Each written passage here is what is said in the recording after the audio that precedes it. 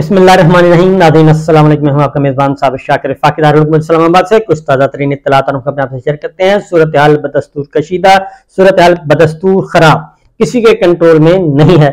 और अगर कोई ये दावा करता है तो बिल्कुल गलत कर रहा है, क्योंकि हालात व वाक़यात जो हमें नजर आ रहे हैं, जो आपको नजर आ रहे हैं, जो मीडिया के जरिए आपको बहुत फिल्टर करके खबरें सुनाई जाती हैं, हालात उससे कहीं ज्यादा खराब हैं, क्योंकि मीडिया पे मुकम्मल सेंसरशिप आयद है और किसी टीवी को, किसी एंकर को, किसी प्रोग्राम में जरूरत से ज्यादा बोलने की इजाजत नहीं है। और सरकारी सच, सरकारी झूठ और सरकारी नैरेटिव वही इस वक्त नशर किया जा रहा है। और बच बचा के कुछ लोग करने की कोशिश करते हैं, लेकिन उनको वार्निंग आ जाती है, उनको खबरदार किया जाता है कि आप अपनी हदूद से तजावुज कर रहे हैं और ख्याल कीजिए आपके साथ भी वो कुछ हो सकता है जो बाकियों के साथ हो रहा है। लेकिन खौफ हरास जो है वो बदस्तूर मौजूद है।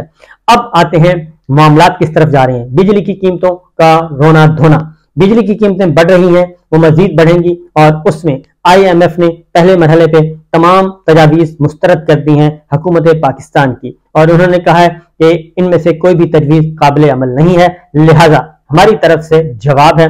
और अगर आपने इसमें कोई ऐसा रिलीफ देने की कोशिश की और जो कि IMF के मुआहदे के मुताबिक नहीं हुआ, और तो फिर हम जो जायजा कमेटी बैठेगी और उस जायजा कमेटी में अगर कोई गड़बड़ हुई तो फिर अगली किस्त आपको नहीं मिलेगी, जो कि नवंबर में मिलनी है। लिहाजा IMF ने मुकम्मल तौर पे जवाब दे दिया। अब इन्होंने क्या किया, अब इन्होंने एक और प्रपोजल भेजी है और उस प्रपोजल का भी यही हशर होगा जो पहली प्रपोजल का हुआ, क्योंकि वजारत खजाना वाज़ेह तौर पे ये बता चुकी है निगरान हुकूमत काकड़ साहब को कि जनाब आप इस मामले में ना आए, क्योंकि ये आपके बस का रोग नहीं है। हम पिछली गवर्नमेंट जो शहबाज शरीफ साहब वो एक मुआहदा करके जा चुके हैं और हम उसमें कोई रद्द-बदल नहीं कर सकते। अगर हमने रद्द-बदल किया तो IMF के साथ एग्रीमेंट मुतासर होगा और सारा मलबा हम पर आएगा। लिहाजा इस पे आप बेबस हैं और हम भी बेबस हैं, इसको ना टच करें। ये हो गया। उसके बाद अब जो सूरत हाल है बिजली की कीमतों, बिजली के मामला, अब ये डालने की किस पे कोशिश की जा रही है। ये अब सारा मलबा, इंतहाई शर्मनाक बात है कि सारा मलबा आप अदलिया पे डाल रहे हैं। आप तसव्वुर करें कि मामला करे कोई भरे कोई, और ये सारे का सारा जो इस वक्त मचा हुआ है, गंद मचा हुआ है, वो अदलिया के, और वो भी लाहौर हाई कोर्ट की। उसकी वजह क्या है? उसकी वजह यह है कि अदलिया अब जरा थोड़ी सी एग्रेसिव हो गई है। और इस्लामाबाद हाई कोर्ट में भी आपने देखा मुख्तलिफ सियासी रहनुमाओं के मुकदमात में, और लाहौर हाई कोर्ट में भी देख लिया, वो थोड़ा सा एग्रेसिवली आ रहे हैं। और अदलिया उस वक्त से निशाने पर है जब से उन्होंने इमरान खान साहब को जिस तरीके से अगवा किया गया था लाहौर इस्लामाबाद हाई कोर्ट से, उसमें जो उन्होंने नोटिस लिया और जो ऑर्डर पास किया, तब से लेके अब तक अदलिया पे बहुत गुस्सा निकाला जा रहा है। कभी उनकी ऑडियोज, कभी उनको अदरवाइज ब्लैकमेल, कभी कुछ ये किया जा रहा है। बहरहाल पहले तो जरा बिजली कंपनियों की सूरत हाल और उसके बाद मैं बताता हूँ कि अदलिया पे कैसे ये इल्जाम आयद किए जा रहे हैं। बिजली कंपनियों की नाअहली, वो कहते हैं कि अवामी कौमी खजाने पर बोझ कैसे बनी। वो ऐसे बनी कि बिजली कंपनियों के नुकसान 396 अरब रुपए तक पहुंच चुके हैं और ये नुकसान कभी कम नहीं होंगे। उसकी वजह यह है कि मियां नवाज शरीफ साहब and Pakistan Peoples Party, Muslim League Nawaz, दोनों ने जो IPPs, इंडिपेंडेंट पावर प्रोड्यूसर, जो प्राइवेट बिजली घर हैं पैदा करने वाले, प्राइवेट बिजली कंपनियां, उनके साथ जो मुआहदे किए हैं वो डॉलर्स में किए हुए हैं। यानी कि उनको गवर्नमेंट ने डॉलर्स में पेमेंट करनी है, यानी बिजली यूनिट यहां लगे हुए हैं और रुपए में आमदनी है, रुपए पाकिस्तान में चल रहा है, लेकिन उनकी पेमेंट हमने करनी है जी डॉलर्स में। डॉलर्स क्या है? डॉलर्स बढ़ते जाएंगे, डॉलर का रेट तो बढ़ ही रहा है, मुसलसल बढ़ रहा है, इसलिए ये खसारा कभी खत्म नहीं होगा, कभी भी खत्म नहीं होगा। और ये पाकिस्तान के अवाम, हम और हमारी अगली आने वाले नस्लें भी, वो भी बर्बाद हो जाएंगी। ये पैसे बिजली कंपनी, चंद बिजली घर हैं, इनको पैसे देते देते, ये समझ लें, क्योंकि एक साल में बिजली कंपनियों के नुकसान जो है वो अब तक टोटल 396 अरब रुपए, एक साल में 83 अरब रुपए मजीद बढ़ गए। जितने मर्जी देते जाएंगे डॉलर बढ़ता जाएगा, खसारा भी बढ़ता जाएगा और रुपए भी बढ़ते जाएंगे। 83 अरब रुपए। साल 2021 में बिजली कंपनियों का नुकसान 313 अरब था, 2022-23 में 160 अरब रहे, और 2022-21 में 21-22 में 133 अरब रुपए, 133 बिलियंस, और कम रिकवरी के बायस 2022-23 में 236 अरब का नुकसान हुआ।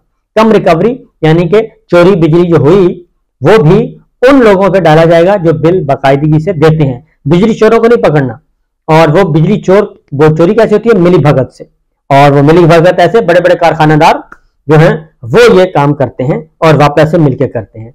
लिहाजा वो 2022-23 में 236 अरब रुपए का नुकसान हुआ, जिनको लाइन लॉसेस बोलते हैं। वो असल में चोरी होती है, बिजली चोरी।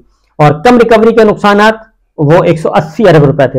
यानी अगर किसी ने बिल नहीं दिया, और वो भी मुझ पे और आप पे, जो हम बाकायदा बिल देते हैं, हम पे आएगा, लिहाजा वो भी हमारे खाते में। बिजली बिलों की रिकवरी 2022-23 में 92% रही और बिजली तकसीमकार कंपनियों के नुकसान 16.45% रहे। माली साल 2022-23 में के लिए टी&डी लॉसेज का हदफ 11.81% रहा। अब आते हैं कि दूसरी जानिब कि अब इल्जामात किस पे आयद किए जा रहे हैं? इल्जामात आयद किए जा रहे हैं जनाब हाई कोर्ट पे। और हाई कोर्ट के हाई कोर्ट पे एक और इल्जाम आयद किया है, ये बिजली वाला नहीं, वो उस पे इल्जाम आयद किया हाई कोर्ट पे कि चीनी की कीमतों में जो इजाफा हुआ है, ये सारे का सारा मलबा डाल दिया है अदलिया पे। वो कैसे डाला है? उन्होंने कहा जी कि चूंकि मुख्तलिफ हाई कोर्ट्स में मुख्तलिफ मुकदमात है और उसमें स्टे ऑर्डर्स जारी किए हुए हैं, इसलिए इस सारे का सारा नुकसान जो है, ये इस वक्त जितना भी क्राइसिस है, ये चीनी का ये आ रहा है अदलिया के फैसलों की वजह से और अदलिया के हुक्म इम्तनाई की वजह से। और मुख्तलिफ इन्होंने उन जजेस को टारगेट किया है जो जजेस पॉलिटिकल मामलात में जो रिलीफ दे रहे हैं, उन जजेस को इन्होंने खास टारगेट किया है और सारे का सारा मलबा उन पर डालने की कोशिश की जा रही है। जबकि हकीकत यह है चीनी के मामले में कि अगर अदलिया का कसूर है तो फिर ये एफबीआर ने जो बिठाए हैं तमाम शुगर मिल्स के अंदर मॉनिटरिंग के लिए बंदे, तो फिर वो क्यों बिठाए हैं? फिर ये है कि इमरान खान साहब के दौर में जब उन्होंने शुगर माफिया को पकड़ने की कोशिश की और एफआईए ने एक बहुत अच्छी रिपोर्ट तैयार की और जिस तरीके से ये शुगर मिल्स जो हैं, मिल ओनर्स जो हैं, वो लेते थे, सब्सिडी लेते थे, वो सारी सारी फिर आपस में तकसीम होती थी।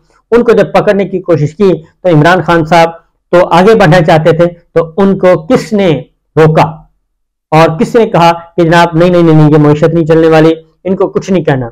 और कौन कितने लोग थे जो बाजा साहब से उस वक्त मिले थे और उनको कहा था? तो जनाब वो हम देख चुके हैं इस वक्त। तो बजाय इसके कि सही रास्ता इख्तियार किया जाए, वो मलबा भी डाल दिया जाए अदालतों पे। तो मामला कुछ इसी तरह से हैं और बाकी जो चीजें हैं वो भी। अब एक और बात भी आपसे शेयर करते हैं और वो है कि इस सारी सिचुएशन को कंट्रोल करने की बजाय, संभालने की बजाय और अच्छाई की तरफ जाने की बजाय इसको इस तरह नहीं किया जा रहा, बल्कि हो ये रहा है कि गलती पर गलती की जा रही है, दोहराई जा रही है और लोगों को नवीद सुनाई जा रही है कि बस ये कुछ दिनों में ये सारी चीजें ठीक हो जाएंगी।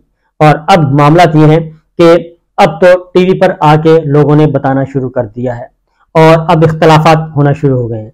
तो इख्तलाफात किस चीज के? जो आर्मी चीफ ने मुलाकात की आर्मी चीफ से, सनतकारों की, कारखानादारों की, फैक्ट्री ओनर्स की, बड़े बड़े कारोबारी लोगों की जो 2 नशिस्तें हुई कई घंटे, और सबसे पहले जनाब कामरान खान साहब ने उसके बारे में बताया और उसके बाद फिर ताजरों ने, कारोबारी लोगों ने आके भी टीवी पे बताना शुरू कर दिया। लेकिन उसके अंदर से बहुत सारी ऐसी खबरें बरामद हुई जो कि यकीन नहीं आता कि इस तरह की गुफ्तगू भी हुई होगी। और उस सिलसिले में अब वजाहतें भी की जा रही हैं और ख़ासतौर पर तमाम सियासी जमातों को कह दिया गया कि ये मुल्क से मुखलिस नहीं है और ये करप्ट हैं, जो कुछ भी कहा गया। और उसके साथ साथ ये भी कहा गया कि पिल्ले का लफ्ज इस्तेमाल किया गया और सोशल और डिजिटल मीडिया के लिए ये सारी चीजें भी आ गई। इसकी अभी तक ऑफिशियली किसी किस्म की कोई तरदीद नहीं आई। हाँ, अलबत्ता कुछ दानिश्वर और कुछ कारोबारी लोग मैदान में आए और उन्होंने कहा कि नहीं, ये बातें इस तरह से नहीं है, और कुछ दानिश्वरों ने कहा कि बावसूख जराये के मुताबिक ये बात इस तरह से नहीं हुई। तो मेरा ख्याल है कि DGISPR जनाब मेजर जनरल साहब को ये चाहिए कि इस मीटिंग की मुंदरजात क्या थे, एजेंडा क्या था और क्या गुफ्तगू हुई, क्या डिस्कशन हुई, और वो सारी की सारी बातें जो हैं वो एक प्रेस रिलीज की सूरत में या तो आ जानी चाहिए और या एक स्टेटमेंट इशू कर देना चाहिए। और प्रेस कॉन्फ्रेंस नहीं तो स्टेटमेंट इशू कर दें, प्रेस रिलीज आ जाए और उसमें बता दिया जाए कि इस मुलाकात का एहतमाम किसने किया, कैसे किया, क्या क्या डिस्कशन हुई, क्या क्या गुफ्तगू हुई, क्या सवाल जवाब हुए, क्योंकि रिकॉर्ड तो सारा होता है। और उसके अकॉर्डिंगली जिसकी तरदीद करनी है तरदीद की जाए, जिसकी वजाहत करनी है वजाहत कर दिया, वरना ये चीजें जो है ये इसका नेगेटिव इम्पैक्ट हो रहा है और इसके मनफी असरात और मनफी रुझानात पाए जाते हैं इस वक्त सोसाइटी में। तो बहरहाल जी मामला ये है कि अदलिया पे गुस्सा निकालने की कोशिश की जा रही है और अदलिया को खींचने की कोशिश की जा रही है, लेकिन अब बेंच और बार एक बार फिर इकट्ठे होने जा रहे हैं, बल्कि इकट्ठे हो चुके हैं और 9 सितंबर को बड़ा दंगल लगेगा, बड़ा मैदान सजेगा और 9 सितंबर को पाकिस्तान बार काउंसिल और आल पाकिस्तान वकला कन्वेंशन दोनों ने, यानी कि तमाम वकला तंजीमों ने, खा वो बार एसोसिएशन है या बार काउंसिल्स हैं, सब ने, वकला तंजीमों ने 9 सितंबर को मुल्कगीर हड़ताल का ऐलान कर दिया है। अदालतों का बाइकआउट होगा और जुडिशरी के साथ जो है वो अपनी ताकत का मुजाहरा किया जाएगा, इजहार यकजहती किया जाएगा और उसमें बहुत सारी चीजें, महंगाई के खिलाफ,